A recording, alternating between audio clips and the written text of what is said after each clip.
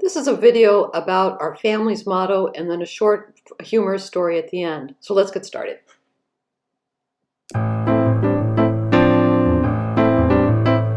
Joe MacKenzie here. We have a saying in this house, and it is, just because you can doesn't mean you should. Just because you can doesn't mean you should. We have it written on a wall here, and it's something that we really live by. And the reason that we live by it is because it is a reminder to be kind. You know, just because you can say something doesn't necessarily mean that you should. So that's how it started out, with just the idea of being kind to in the world, just being kind in the world. And then in more recent times, during the time that we had to be home, and I've gotten much more involved in my own projects in terms of painting and painting transparent glass, and also doing more Zoom conversations with other artists, and also doing some YouTube lives. I found myself saying to myself pretty frequently, with just because you can doesn't mean you should. And I thought, why do I keep saying that to myself? Just because I can doesn't mean I should.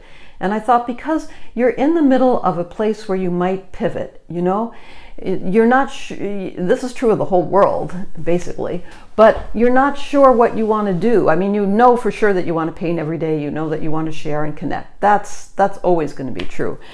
But I am thinking about different ways of pivoting and doing that. And that could manifest itself in a variety of different forms. It's not a question of either or. It's not, I'm going to paint or I'm not going to paint, or I am going to share or I'm not going to share. It's, how are the different ways of doing that different from each other? How are they fulfilling for you, and how are they fulfilling for me? And so that's kind of what I'm thinking. Just because you can doesn't mean you should. And of course, I've been getting a lot of business advice recently. Oh my goodness, the business advice. And I have to take the business advice in and think to myself, just because you can doesn't mean you should. Just because you can doesn't mean you should. Someone else's opinion is really important, and I value other opinions, but I have to sift through it and make sure whether that is the right advice for me. And the right advice might be coming from someone who's in a different place in their life. They might be younger and be looking at my situation in a way that I would have looked at it when I was 30 years old, but I'm not 30 years old anymore. There's a different way of seeing things when you're 30, 50, 60, and more. And so I have to not only sift through for my own self, but where I am in terms of lifestyle, where I am in terms of my morals and ethics at this time. So just because you can doesn't mean you should is really good advice for just about everybody. And I have one other story that I want to tell, and all my stories always show me in a bad light, but this one doesn't really show anybody in a bad light. I'm happy to say that about this. This story is about my child saying her first words. This was a long time ago. When you have a child, it's so miraculous, and you watch them develop, and you see those first steps and all that kind of thing, and you wonder, what will my kid's first words be, and you figure it's, especially with Tom and I, it's like, it's either going to be mom or dad, right? Who's going to win this contest?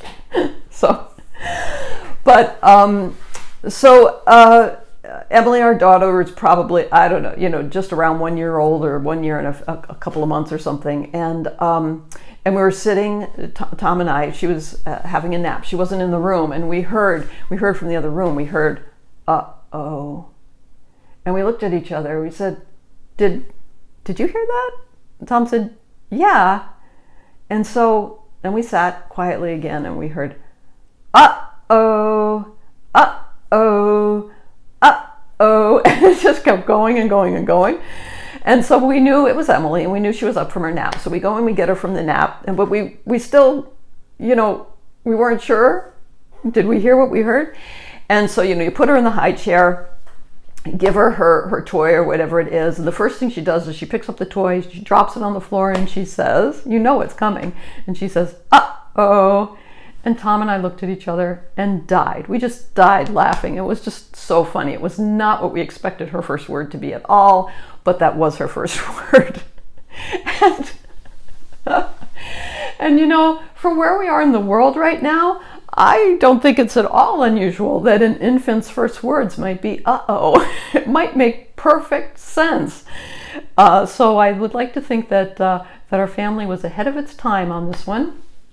But that's just a story that just cracks me up every time I think of it, and I don't think about it often. But when something comes around, something like something you hear in the news and you think, oh boy, that's disturbing, or you're carrying something and you drop it and you say, uh-oh, it always comes back to me, and it just strikes me as hilarious.